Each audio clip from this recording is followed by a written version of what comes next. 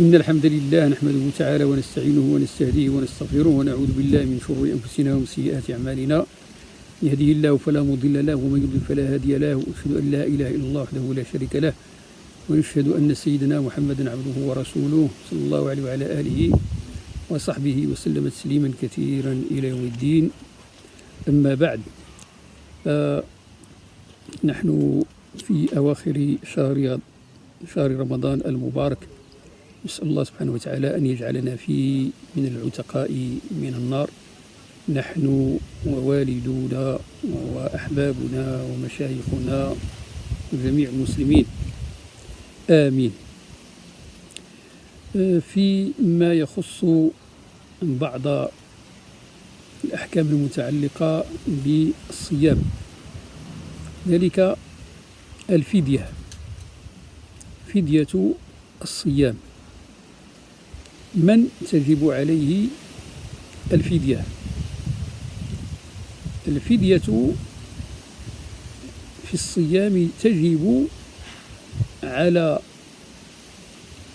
المريض مرضا مزمنا، يعني المرض ليس اللي ما عنده شيء دواء، كأمراض السكري وكأمراض القلب وكأمراض الكلى، تصفية الكلى، وغير ذلك من الأمراض المزمنة التي لا تشفى، إنما يعني يستعمل المريض الأدوية. نسأل الله سبحانه وتعالى الشفاء للجميع. فمبين هاد الأمراض المزمنة بالنسبة للصيام بطبيعة الحال ما خصهم يتبعوا الطبيب. الطبيب في الغالب يعني لا ينصحهم بالصيام، لأن هذا الصيام قد يسبب هلاكا لهم، أو قد يسبب تلفا في أبدانهم. فإذا كان هذا الصوم بالنسبة لهؤلاء يسبب لهم هلاكا أو إتلاف جارحة من جوارحهم، فإنه يحرم عليهم الصوم. يعني هادو إذا كان الصيام غيسبب لهم يعني واحد الضرر كبير، بحيث أنه يمكن له يفقد يعني واحد الجارحة بحال مثلا السمع أو بحال مثلا العينين أو كذا، الله يحفظ، فإنه خصو ما يصوم شيء، بل إذا صام فإنه يرتكب فعلا محرما، لا بد أنه يستمع للطبيب. Donc je dis que cette fin bénie de ce mois béni de Ramadan, puisse Allah subhanahu wa ta'ala nous inscrire parmi les affranchis de ce mois de Ramadan, nous et nos parents et nos mashayikh et tous les musulmans, Inch'Allah subhanahu wa ta'ala. Parmi les questions qui sont posées, c'est la question de la fidya, c'est-à-dire la compensation. Cette compensation donc concerne surtout les malades d'une maladie chronique, d'une maladie incurable, telles que certaines formes de diabète, le dialyse, les maladies du cœur, etc. Donc ces gens-là, sous l'autorité donc de leur médecin, c'est lui qui doit leur conseiller ou déconseiller le jeûne. Et en général, le jeûne est déconseillé pour certaines formes de ces maladies. Et si donc le médecin déconseille à quelqu'un de jeûner suite à ces maladies, il ne faut pas qu'il jeûne. Et si cette maladie peut avoir comme conséquence l'atteinte à l'intégrité physique de la personne ou la perte donc d'un sens, comme par exemple l'ouïe, comme le fait d'entendre, dans ce cas-là, il ne doit même pas jeûner et c'est haram pour lui de jeûner. Ou bien tout simplement, il risque de mourir ou de tomber, de s'évanouir ou des choses comme ça. Allah subhanahu wa ta'ala lui dit de ne pas jeûner parce que c'est un malade. Alors, la compensation. إذن هاد الناس هادو المرضى مرضا مزمنا بحيث ما يمكنلوش يصوم لا في الصيف ولا في الشتاء ولا في الربيع ولا في الخريف. إلا كان يمكن له يصوم في فصل الشتاء أو يتحمل الصيام بالمشورة مع الطبيب ديالو ما كاين مشكل، يمكن له في هذه الحالة هذه يصوم في فصل الشتاء. ولكن إذا قال له الطبيب ما يمكنلكش تصوم لا في الشتاء ولا في الربيع ولا في الخريف ولا في الصيف بطبيعة الحال، فإنه ما عليه حتى في هذا. إذن العلماء يعني كيتذكروا في هذه الحالة هذه كيتذكروا على الفدية. هذه الفدية هذه القيمة ديالها هو باش توكل واحد المسكين، إطعام مساكين أو مسكين، وعلى الذين يطيقونه فدية طعام مساكين أو مسكين، يعني القراءات كاين مساكين وكاين مسكين. فإذا كم القيمة ديال هذا الإطعام هذا؟ القيمة ديال الإطعام هو مد، الربع ديال الصاع. الصاع فيه 4 أمداد، وقيمة الفدية هي ربع الصاع، يعني مد تقريبا 650 غرام ديال الحبوب ديال الزرع أو الدقيق أو الشعير أو غير ذلك مما يأكله أهل البلد. ولكن الطعام في زمننا هذا لم يعد يعني ب 650 غرام ديال يعني الطحين أو 650 غرام ديال الحبوب أو غير ذلك، نعطيه يعني باش يمكن له ياكل هذاك المسكين هذاك. وقدرت يعني كاين اللي كيقول 4 حتى ل5 أورو، كاين كاع اللي كيديرها بحالها بحال يعني زكاة الفطر 7 أورو هذا العام. المهم اللي قدرت عليه، قدرت على 4 أورو وهذاك للنهار، قدرت على 5 أورو وهذاك، قدرت على 7 أورو كذلك، يعني جائز. المهم أن تعطي لهذاك المسكين أو توكلوا انت أو توكلوا طعموا، تشري ليه يعني شي حاجة ما ياكل في هذاك النهار هذاك. فإذا هذه الفدية كتبدا ب4 أورو انت بالنسبة لهنا لفرنسا، نقدروا نقدروها ب4 ولا 5 أورو، وداك الشيء على حسب البلدان. البلاد ديال المغرب أو الجزائر ربما يعني عندها واحد المقدار آخر. Donc je dis que cette compensation, il est estimé donc à l'équivalent de la nourriture d'un pauvre.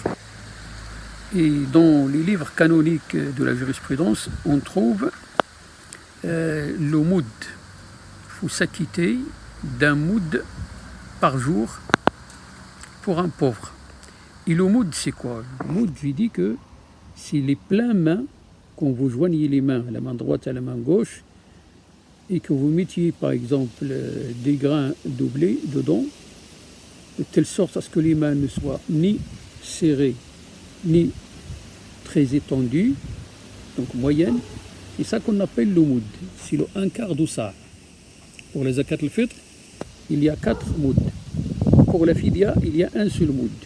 Donc un seul moud en contenance de blé est estimé à peu près 600-650 grammes. Mais dans notre pays, donc si vous donnez à quelqu'un 650 grammes de blé ou de riz, ça ne va pas le nourrir. Donc le mieux, c'est de lui acheter de quoi se nourrir d'une façon moyenne. Donc par exemple, de quoi s'acheter un sandwich, 5 euros, 4 euros, voire même certains qui ont dit jusqu'à 7 euros.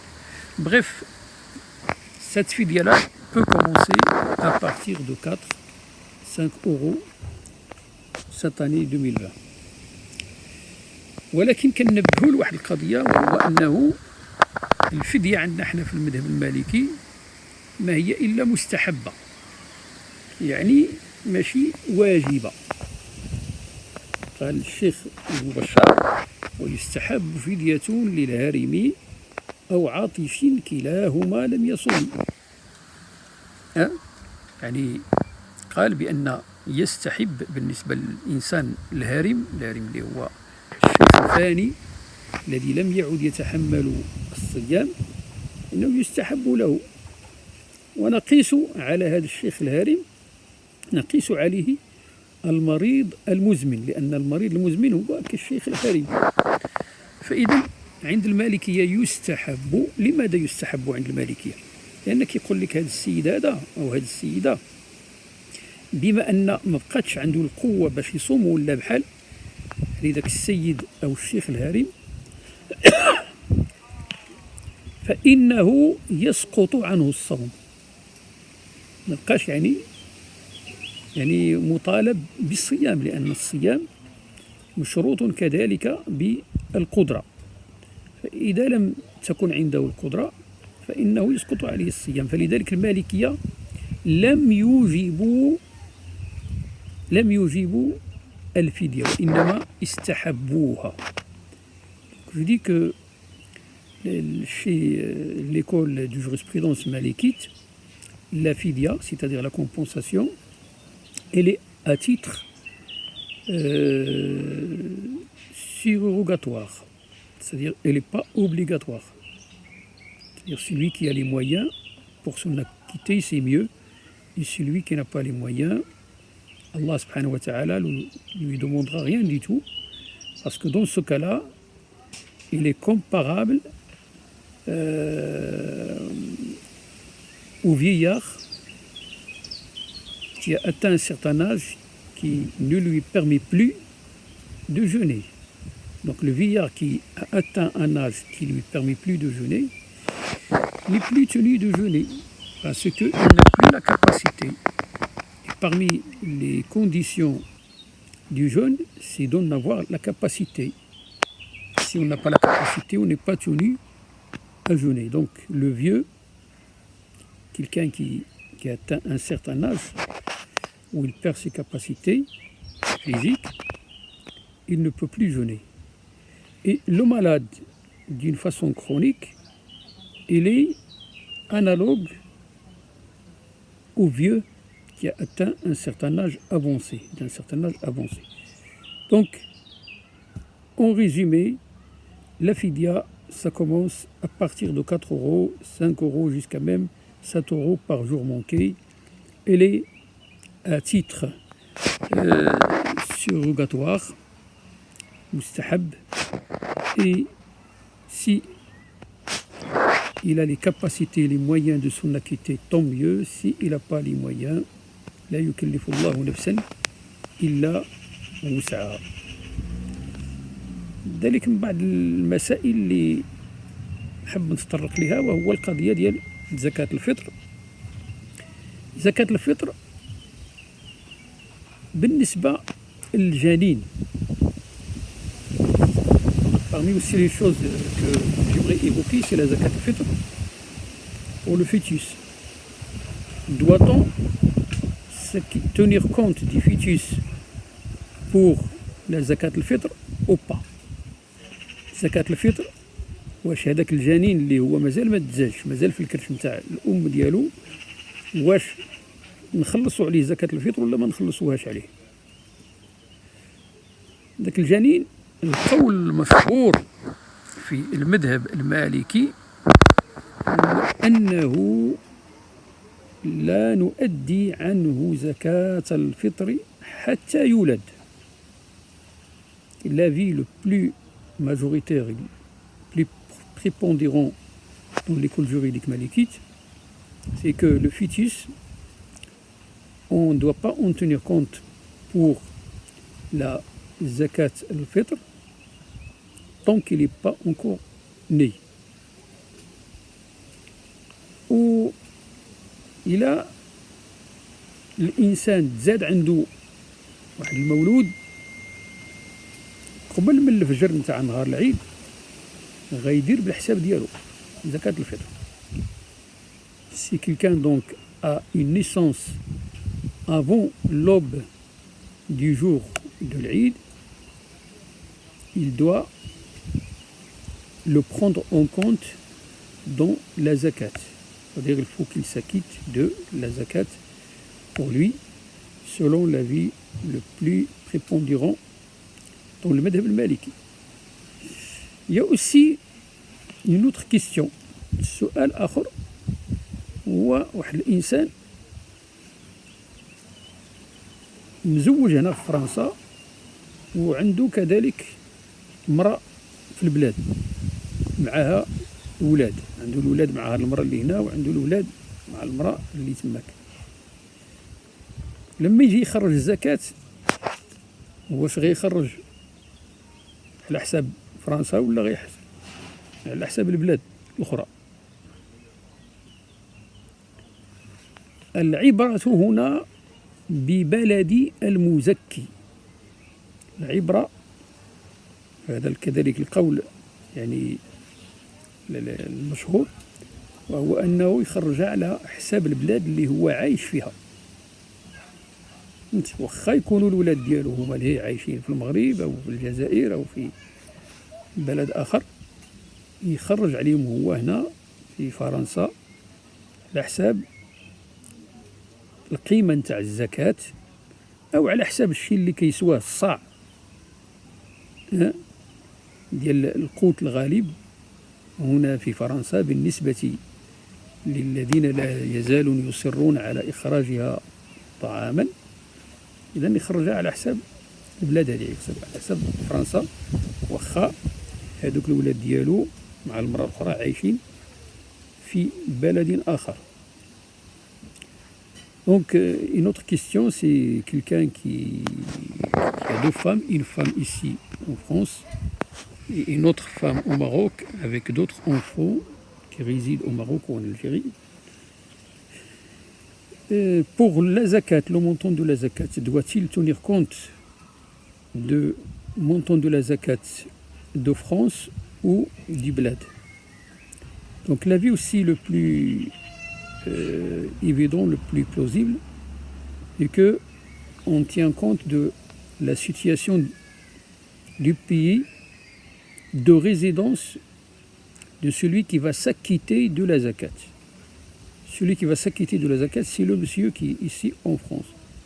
Donc il doit s'en acquitter, y compris pour ceux qui sont au bled, avec le même montant qu'en France. هذا والله تعالى أعلى وأعلم. السلام عليكم ورحمة الله تعالى وبركاته.